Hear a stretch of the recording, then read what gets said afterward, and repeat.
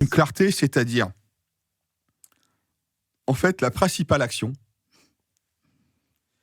c'est de conserver son esprit le plus immobile possible, de telle manière à être complètement réceptif, à percevoir complètement ce qui se passe dans son corps, alors que souvent, la moindre perturbation dans notre corps va donner des pensées, va donner une tension musculaire, tout ça, etc. C'est-à-dire que la principale action va consister à donner toute son énergie, à ne rien faire et à rester l'esprit immobile.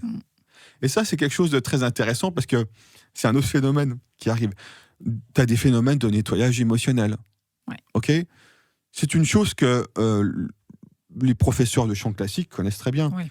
C'est-à-dire que quand tu vas travailler sur la voix, c'est tellement intime que même à la faveur d'un travail parfois même technique, dans un cours de chant, tout d'un coup, l'apprenti chanteur, il lâche. Voilà. On sait que ça, voilà. Dans les cours de chant traditionnels, ça se fait.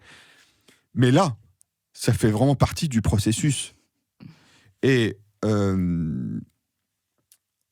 du coup, quand la personne, elle vit ça, elle peut être submergée en apparence par une émotion. On voit de l'extérieur, tu vois, etc.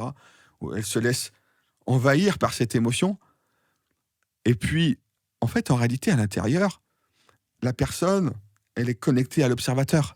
C'est-à-dire qu'elle se voit pleurer, elle se voit avoir tel ou tel comportement qui peut déstabiliser parfois des auditeurs.